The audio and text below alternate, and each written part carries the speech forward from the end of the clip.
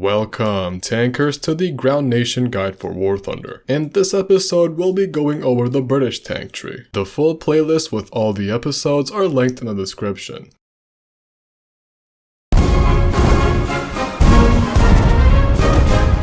The British tank tech tree is quite unique compared to other nations. Instead of a standalone tank force, the British tank doctrine of the Second World War revolved around so-called infantry and cruiser tanks. The former included heavy vehicles that would accompany infantry at a slow pace, breaking through enemy lines and supporting infantry assaults. Once they broke through, the light cruiser tanks would charge in at a high speed and disrupt enemy supply and communication lines far behind the front. After World War II, both of these were merged into the so-called universal tank, essentially a precursor to the MBT. This would perform the roles of both the infantry and cruiser tanks. This means British tanks serve a unique role during battles, not really fitting into any given playstyle.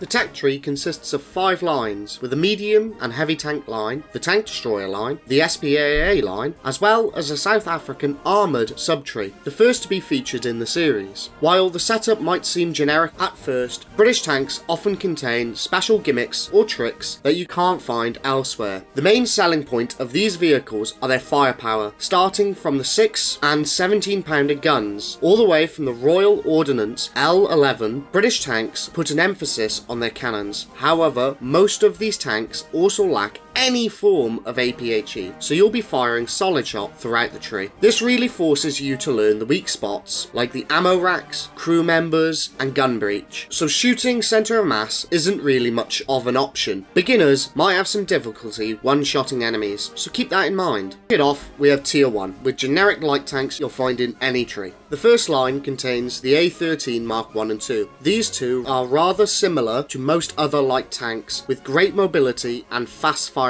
shoulder stabilised cannons, that being the 40mm 2-pounder gun. You'll be seeing a lot of this gun at this rank. It reloads quite fast and has an unlockable APHE round, so if you're just starting off, it will be a tremendous help. Something you won't find so easily is their smoke grenades. Other nations don't unlock them until Tier 2 or 3, but these two tanks have them from the get-go, meaning you'll have a tactical advantage by hiding your position if needed. The two variants are practically identical, with the second variant only having slightly better hull armour and a wider turret cheek. They're both effective light tanks built for flanking. In the second line, we have the Stuart 1 and 3, a pair of American exports. Much like the A13s, these two are speedy and quick firing, with both models going roughly 50 km an hour or 31 miles per hour. For firepower, they pack stabilised 37mm cannons with decent penetration and reload rates for their BRs. The Stuart 3 improves on the 1 in nearly all aspects, with better turret armour, a better top speed, and an improved M6 variant of the gun. Like their American counterparts, both models are great for flanking, but just like the A13s, make sure you don't get spotted.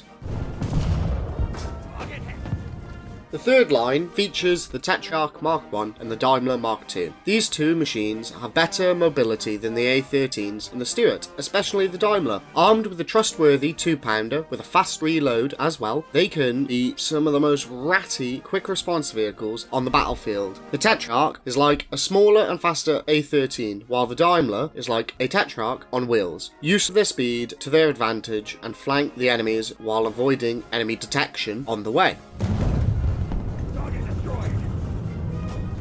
In the anti-air line, we have the Light AA Mark 1 and the Staghound AA. The Light AA is, for lack of any better word, dinky. It's got 4 7.92s for firepower, as well as some half-decent mobility. No armour, and only 2 crew members though. It's pretty much target practice for any opposing vehicle. The Staghound is a much more competent anti-air though. It's got a twin 50 cal setup, which can take out both air and ground targets to a certain extent. And with its top-notch mobility, you can move around the map with ease. Just be careful while doing so. Armour is similarly lacking on this AA as well. That's one less. Lastly, in the South African armoured subtree, we have the SARC Mark IVA. The South African reconnaissance car is a speedy little devil with a top speed of 85 kilometers an hour, but completely lacking any armour whatsoever. It makes an exceptional flanker and an absolute menace to the enemy team. You just gotta work on hammering targets once you get on their flank, but after a couple of shots, make sure you relocate, because getting caught is certain death, so stay on the move and exploit enemy blind spots. Score settled. Tier 2 contains the switch from the mobile light tanks to a bit more specialised vehicles. The medium tank line contains the cruisers with the Crusader 2 and 3, the Cromwell 5 and 1, and the Sherman 2. The Crusaders are nimble light tanks that also pack a good punch with a 2-pounder and 6-pounder cannon respectively. While you won't be breaking any speed records, they're still perfectly viable for some light flanking. But as you might expect, they've got pretty much no armour. Similarly, the Cromwell 5 and 1 are also quite fast tanks with good cannons. Armour is ever so slightly better, but due to its taller profile and flat plates, you can't rely on it. Use their excellent mobility to flank your enemies and support your allies. As for the Sherman 2, it is a British operated M4A1. Mobility is a lot worse than the previous 4, but its 75mm cannon packs some decent APHE shells, a novelty in the British tank line. It is the epitome of a support vehicle, so stick behind your allies and help them out. Target destroyed. In the heavy tank line, we have infantry tanks with the Valentine Mark 1, Mark 11 and Mark 9, the Matilda 3 and the Churchill Mark 1. Mobility is god-awful on all of these models, but their armour is where they shine. The Valentine features some decent protection, especially with the first variant, but slowly gets less effective on the 10 and 9. The latter two variants make up for it with their improved firepower though, with the 75mm and the 6-pounder gun respectively. The Matilda 3 is in a similar boat to the Valentine Mark 1, the same gun but with even stronger armour. It's a great breakthrough tank if supported by some allies, but if you get flanked, it's not going to end well. Lastly, we have the Churchill Mark 1, the start of a great tank series. This first model features even better armour than the Matilda, capable of stopping pretty much all small caliber shells. For firepower, it has a 2-pounder as well as a 76mm howitzer, which can definitely be useful in some situations. At its BR though, its main gun is not effective and its mobility is downright pitiful. That being said, if you got some friendlies to back you up, it can be a great breakthrough tank. The tank destroyer line features the Archer, the 3-inch gun carrier and the Achilles. The Archer is arguably the strangest tank in the game. The only one to have its main gun facing backwards. Or is it a French design? The 17-pounder gun it carries is the pride and joy of British World War II tanks, and having access to it at this low of a BR is almost overkill. If you can get over the backwards design, you can easily one-tap anything you face. So get to a vantage point, turn around and stay there until you clear the area. The 3-inch gun carrier is another peculiar looking vehicle. It is a casemate built onto a chassis of the Churchill, and as such it doubles as a heavy tank. Its 3-inch cannon is more than enough for its battle rating, but with thick plates of armour you can act as a breakthrough tank for your team. It's a very slow and chunky vehicle though, so get some allies to back you up. Lastly, we have the Achilles, which is an M10 with a 17-pounder as its main gun. Like the Archer, you can cut through anything at this BR, but its main drawback is the awful turret traverse. The turret turns so slowly, you may as well be playing a casemate, and the open top design leaves it quite vulnerable. An Achilles heel, if you will. Nevertheless, if you keep your distance, play slow, you can rack up tons of kills. In the SPAA line, we have the Crusader AA Mark 1 and the AEC AA. The Crusader has a single 40mm Bofors cannon with a decent rate of fire and some powerful shells. It's good at both anti-air and anti-tank duties, but its big pyramid-shaped turret makes it quite a large target. On the other hand, the AEC packs dual 20mm Oerlikon cannons that have an impressive rate of fire. It's not the best against tanks, but its great top speed makes up for it. Much like the Staghound, you can relocate quite easily and avoid enemy detection, then blast them with a barrage of 20mm to seal the deal. Last but not least, we have the South African line with the Sark Mark VI variants with the 2-pounder and 6-pounder, plus the Harry Hopkins Mark I. The two reconnaissance cars, or recce cars, are very similar to the Mark IV, but with a difference in the hull and turret design. Their armour is now enough to stop machine gun rounds, but their top speeds are decreased by a decent bit. That being said, they are still excellent flankers, and with the 6-pounder cannon on the second variant, you can deal some serious damage to the enemy team. On the other hand, the Harry Hopkins is the successor to the Tetrarch, and as such, plays like a classic light tank, with its little 2-pounder gun and good mobility. It's a decent flanker and scout, but don't expect anything crazy though. It's more of a jack of all trades than a dedicated rat or speedster. Target destroyed. Coming up next is Tier 3, containing some of the most common British World War II tank designs. In the medium tank line, we have the Sherman Firefly, the Challenger, and the Comet. The Sherman Firefly is one of the most famous tanks of the war, with the hull of a regular Sherman, but with the reliable 17-pounder cannon. The Challenger and Comet take it a step further with access to APDS rounds, as well as a faster top speed, but the Challenger having quite a tall profile, and the Comet having worse muzzle velocity. With all three tanks, you can easily punch through anything you face at their BRs. You also get decent reload rates and mobility as well. The only drawback is their distinct lack of armour. Anything with a half-decent cannon can knock you out in a single hit, so be wary of your surroundings. They're meant to be played as light snipers, you could say, so you get a good vantage point and take some enemies out and relocate.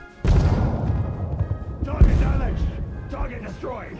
Next, in the heavy tank line, we have three variants of the Churchill. These three are direct upgrades for the Churchill 1, and much like it, they're excellent brawlers that can take a lot of punishment. Much like other early heavy tanks, armour is top notch, mobility is piss poor though. The difference between the models is that the Churchill 3 packs a solid 6-pound cannon, and the North Africa 75 has a sloped turret design and a 75mm featuring APHE, while the Churchill 7 has even thicker frontal armour at the cost of having mediocre firepower. Their main strength is obviously their armour. If the enemy doesn't have APCR, you can reliably withstand enemy fire, especially when angled. If an enemy flanks you, however, things will turn very sour quickly. All three models can and should be used as breakthrough tanks that can dislodge enemy positions, and with a couple of allies, you can easily roll over the opposing team. Target destroyed. In the tank destroyer line, you'll find the M44 and the Avenger. As you'll probably know, the M44 is a self-propelled howitzer that can reduce any tank to a pile of burning scrap metal. With a slow reload and no armour to speak of though, you need to be pretty careful while using it. As for the Avenger, it's an upgrade of the Challenger. Compared to its predecessor, it sits at a lower battle rating and has a much lower profile, but also has a much slower turret traverse and no APDS. Like the Challenger, it basically has no armour, but mobility is still pretty decent, so embrace the flanker sniper playstyle and take enemies out from where they least expect it. Target destroyed. Next up, we have the anti-air line, featuring the Eastervark, the Crusader AA Mark II, and the Bosvark. The South African porcupine and boar look like something straight out of Mad Max, with blistering high top speeds and rapid firing autocannons. The Eastervark is a tiny yet deadly machine, while the Bosvark is a massive truck. Due to their driving compartments, neither of them can aim directly forwards, a flaw that can be both frustrating and fatal. In contrast, the Crusader AA Mark II is much more of a conventional design, based on the chassis of the Crusader. While it doesn't match the speed or firepower of the previous two, is still a solid choice in its own right, with dual 20mm and better protection. All three vehicles share a rapid high rate of fire, but suffer from limited belt capacities. After a short burst, you'll be stuck waiting for a reload, which, combined with their lack of armour, makes ammo management crucial. That being said, they're still highly effective vehicles, capable of both anti-air and anti-tank work to some extent, and their excellent mobility allows them to zoom around the map. Target destroyed. Lastly, in the South African line, we have the Concept III. Just like the two anti-air vehicles we just covered, the South African 4x4 can drive at breakneck speeds in both forwards and reverse. To complement its mobility, it's armed with a 77mm cannon, the same one found on the Comet I. This fast and furious combination makes the Concept III an excellent choice for flanking. However, it's quite loud, it hasn't got much armour, and its bouncy suspension makes firing on the move unreliable. To make the most of the Concept III, you'll want to stay hidden in the foliage, strike from a distance, and relocate after every kill. Stay one step ahead of the enemy. Target hit. Up next, we have Tier 4, with some of the most notorious vehicles from the early Cold War. In the medium tank line, we have the Centurion Mark 1 and 3, a standardized design which would later become the first MBTs in the world. The Centurions are overall solid jack of all trades, with good firepower, decent armor, and acceptable mobility. You won't be rushing the front lines with them, but you'll be staying back sniping enemies from a distance. The Mark 1 features the classic 17-pounder, while the Mark 3 gets a powerful upgrade in the form of the stabilized 20-pounder, with almost 400 mils of penetration on its APDS rounds. Speaking of sabot, while it does penetrate a lot of armor, it deals even less post-penetration damage due to its small size, so you will really need to know where to aim. Like I said, their armor's pretty decent, they've got mediocre speeds, they're best suited for long-range sniping, so keep your distance and pick enemies off one by one. Target destroyed.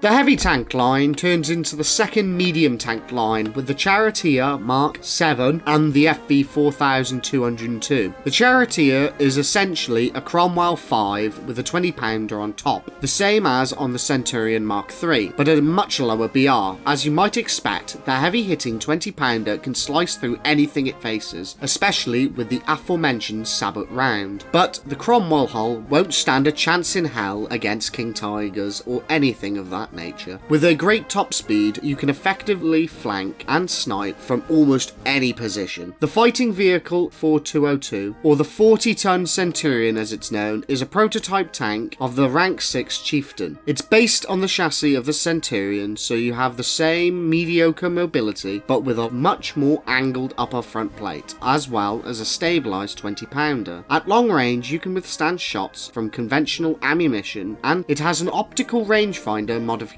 that makes it a lot easier to take out enemies from afar. Its lower front plate is the biggest weak spot on the vehicle, so find a hull down position and go sniping. Target destroyed.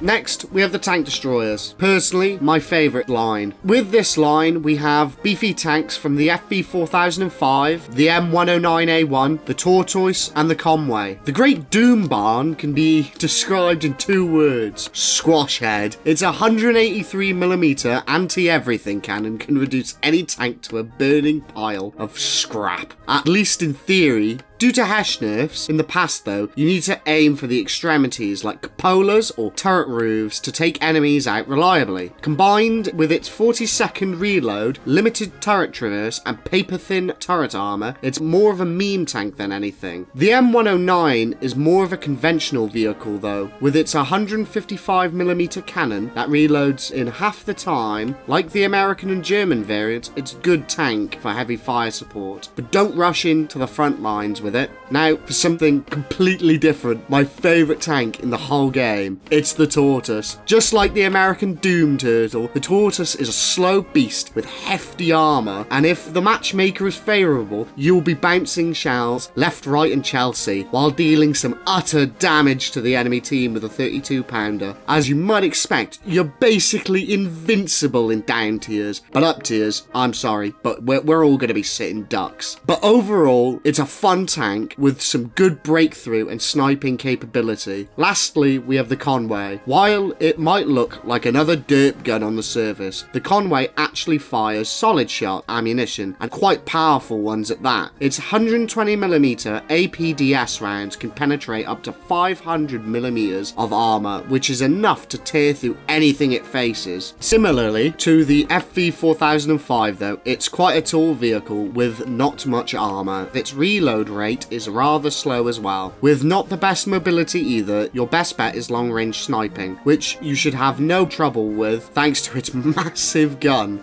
Score settled.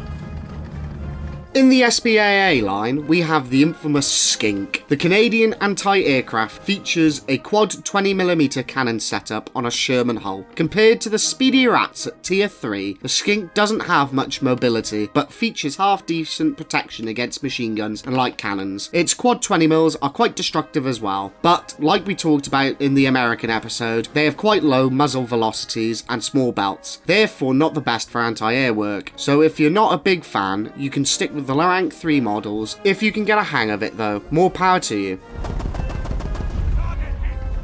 Lastly, we have the South African line, featuring the Ratel 90 and 20, the G6 and the Eland 90. Continuing the tradition of the Fast and the Furious wheeled vehicles from South Africa, all 4 of these machines can travel roughly 100 kilometers an hour, with solid firepower to match. At the cost of having no armor at all, the 2 Ratels are quite similar, both being IFVs mounted on large 3x3 trucks. Their difference lies in their firepower. The Ratel 90 carries a 90mm cannon that can fire some pretty powerful Heat FS shells, while the 20 features, I don't know, a 20mm oil cannon, as well as the Milan missile. Both setups are effective in taking out enemy vehicles, but if you want even more firepower, the G6 has you covered. The Rhino is quite the large vehicle carrying a 155mm howitzer, which, just like any other large caliber cannon, can wipe any tank out with a well-placed HE round. Play it like a fast M109 and provide heavy fire support. Lastly, we have the Eland 90 Mark 7, which is a South African AML 90. It is quite similar to the Ratel 90, carrying the same cannon but at a much smaller size. It's great for ambushing enemies from where they least expect it, and combined with its great top speed, you can be a cheeky little devil in the right hands.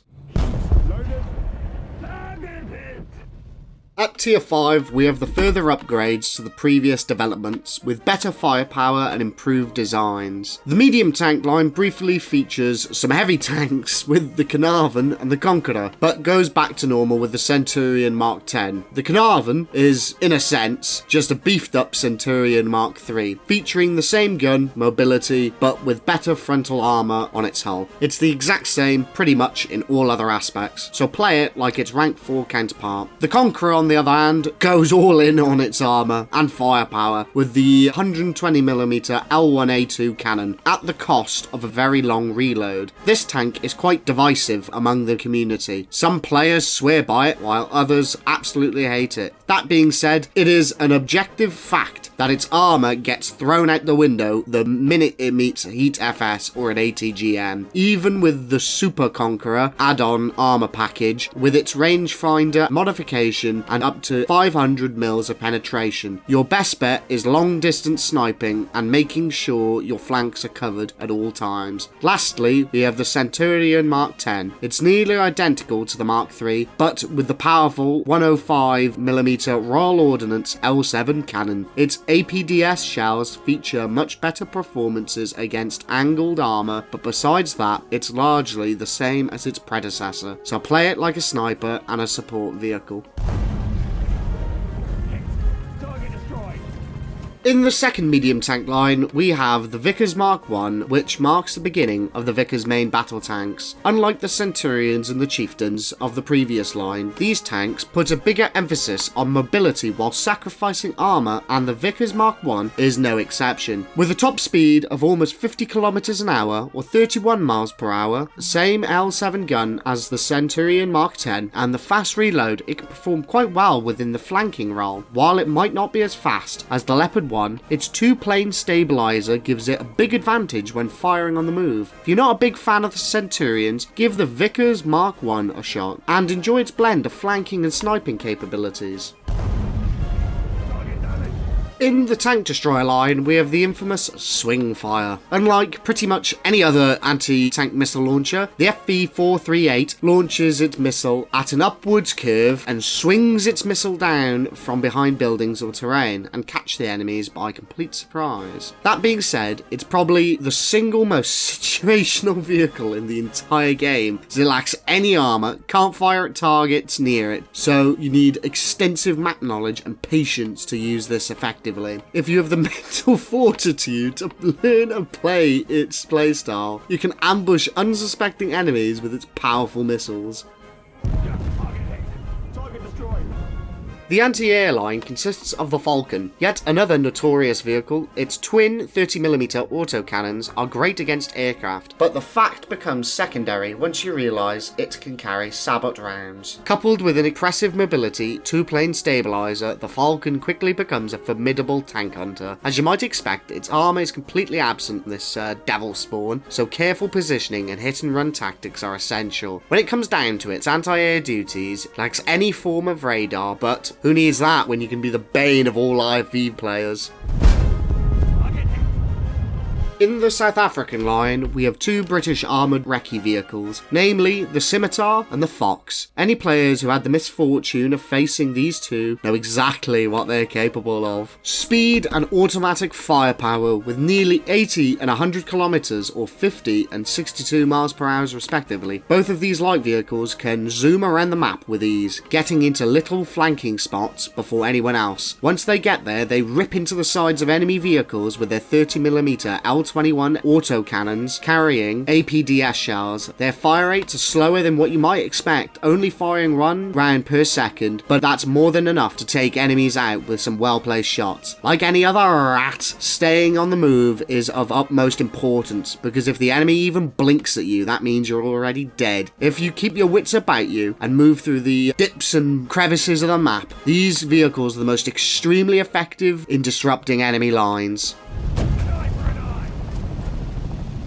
Next up is Tier 6, which contains the prelude to the modern MBTs. The first medium tank line turns into an MBT line, with the Chieftain Mark III, 5 and 10. This new design marks the beginning of the top tier British playstyle, which consists of more careful, calculated plays. Hull armour was not great before, but at this battle ring, anything and everything will be able to pierce it. Conversely, the turrets on the Chieftain feature excellent protection, being able to stop plenty of kinetic and chemical munitions alike. Not only that, but these newer models pack the glorious 120mm Royal Ordnance L11 cannon, combined with quick reloads, two-plane stabilizers, rangefinders, and some great optical zoom. All of these factors combined make a long-range, hull-down sniping the natural choice for the Chieftains. Compared to the Mark III, the Mark V has a better engine, while the Mark X has even better turret protection, as well as access to APFSDS and a laser rangefinder. That being said, these tanks are definitely not stupid proof, so you can't just run into battle willy-nilly and expect to win. You have to position yourself carefully and make sure all your flanks are covered, and knowing enemy weak spots are a must. Once you have the hang of this, you'll be a force to be reckoned with.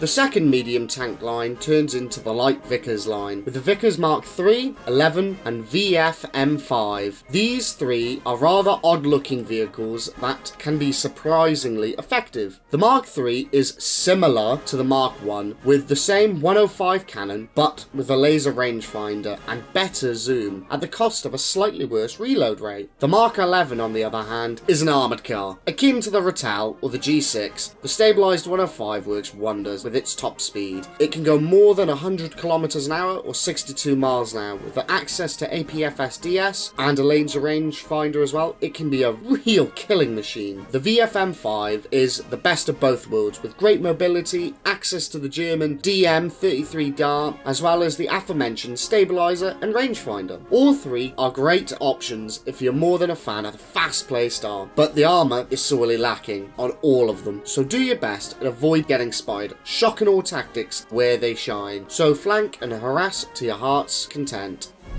Next target.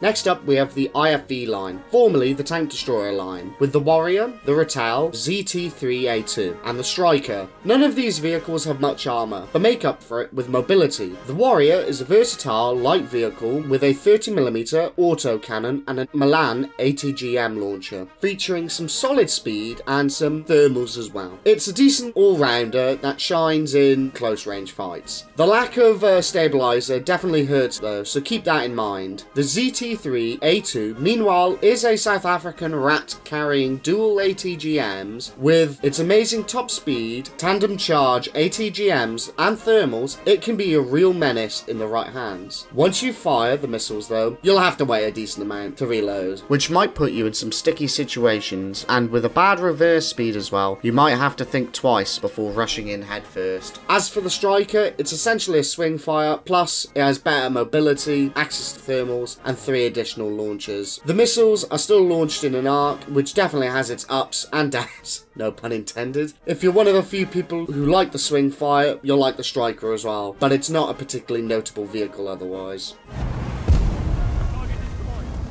In the anti-air line, we have the Chieftain Marksman and the ZA-35. The Chieftain Marksman is similar to the German Gepard or the Japanese Type 87, with 2 35mm autocannons and a radar. It is mounted on the Chieftain hull, so mobility isn't the best, but its high rate of fire makes up for it. The ZA-35 is a similar concept, but with blisteringly high top speeds of 120 km an hour or 75 miles per hour. It carries a similar dual 35mm cannon setup, but with a slower turret traverse and a lack of APDS rounds. With its radar, it also becomes one of the tallest vehicles in the game, so keep that in mind while you're zooming around.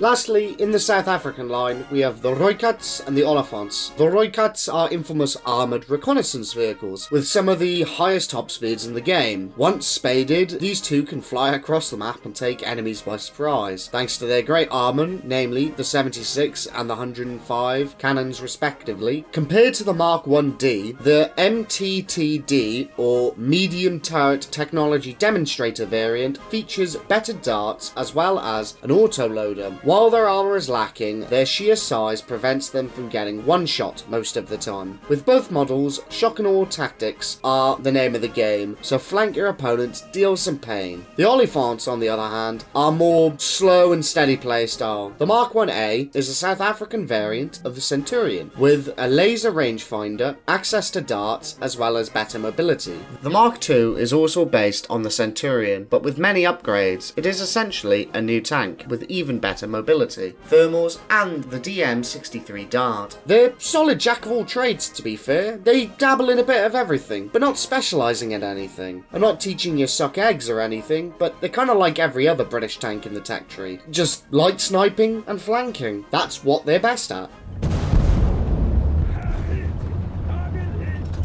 Lastly, we have ranks 7 and 8, featuring some of the most advanced British armoured vehicles still in use today. The MBT line consists of the Challenger series of tanks, with 8 variants of 3 models. Starting with the Mark II and III, the Challenger ones are a significant upgrade from the Chieftains, featuring composite armour, better engines, thermals, faster reloads, and more. With the Mark III, there also features ERA, and the excellent L26 Dart. Their gameplay is largely the same of the Chieftains, with hull-down sniping at the forefront. The Challenger 2 is largely similar, except with even better turret protection and somewhat viable hull armour, at least on the upper front plate. Not only that, but it also features the upgraded L30 cannon, which is one of, if not, the most accurate gun in the game, with incredible high muzzle velocity, as well as the new L27 Dart. This new model is an extremely competent sniper. The only downside is the lack of armour on its lower front plate, as well as some lackluster mobility compared to its counterparts. Speaking of armour, the base Challenger 2 model has access to unlockable Dorchester ERA packages, giving it some much needed chemical energy protection. The 2F and the TES variant are very similar, with only additional stock and unlockable ERA. To be honest though, they're pretty much just dead weight, as they don't provide much protection and slow an already already sluggish tank down. As for the Challenger 3, it is a Challenger 2 with a Rheinmetall 120mm L55 cannon, a blend of British and German engineering. It carries the DM53 Sabot rounds, which are some of the best in the game, and combined with the hull-down playstyle, it'll prove to be a welcome addition at the cost of slightly longer reloads. The Black Knight, on the other hand, is a modernised Challenger 2, going back to the L30 cannon, but featuring a laser warning system and the Iron Fist active protection system. The Iron Fist is quite unique, as it protects the tank against kinetic munitions as well as chemical ones, which will definitely come in handy against enemy ambushes. Last but not least, we have the Challenger 2E, an export variant of the Challenger 2. It's got a much needed mobility upgrade with a new 1500 horsepower engine, as well as some of the best optics in the game, allowing you to zoom in to the enemies across the map. While it lacks APS or LWS, it might be worth the extra mobility depending on your preference. So to wrap it all up, all 8 variants of a Challenger are competent, but require you to use a specific playstyle to use effectively, that being hull down sniping. Their mobility is quite poor, but they have some amazing firepower to make up for it, and if you manage to hide your hull, you can be a very effective long-range sniper.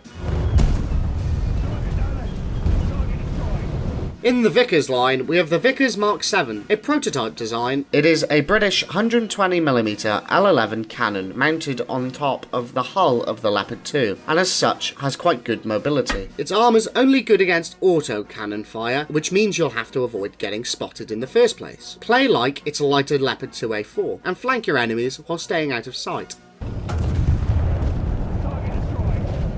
The IFE line contains the Desert Warrior, an upgraded variant of the Warrior built for export markets. Compared to its predecessor, it features 2 launchers which can carry the better TOW-2 missile and its tandem charge and top attack variants, as well as a stabilised 25mm chain gun with a much better fire rate, and on top of that it has additional armour packages, but don't expect to withstand much. Overall, it's a solid IFE that plays very much like the American M3 Bradley, so support your allies and provide reconnaissance.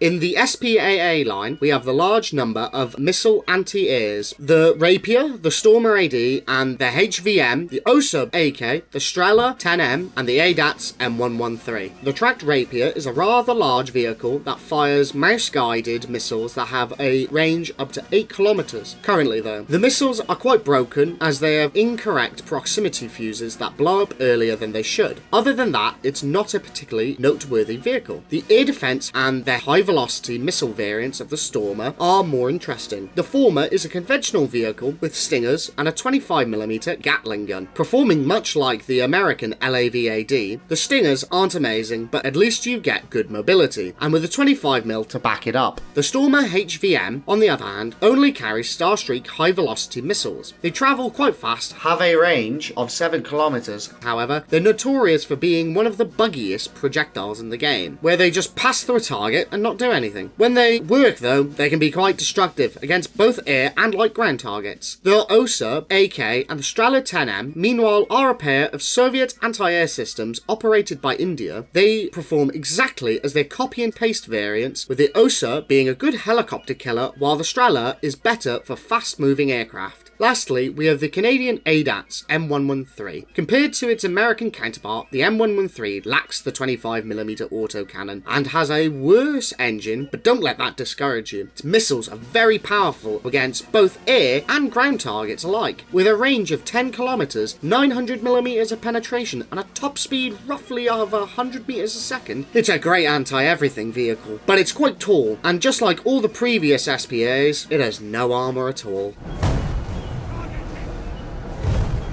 And lastly, we have the South African line with a TTD, or the Tank Technology Demonstrator. It is a jack of all trades, featuring good mobility, decent firepower, while the armour is a bit of a mixed bag. It's got a rather tall profile with poor hull armour, while the turret is decently protected. Hull down sniping is an option, but I wouldn't recommend it, since it has some glaring weak spots, and you'd be wasting its mobility. Can do a bit of everything really, from sniping, flanking, supporting and more. So try it out and see what works best with you.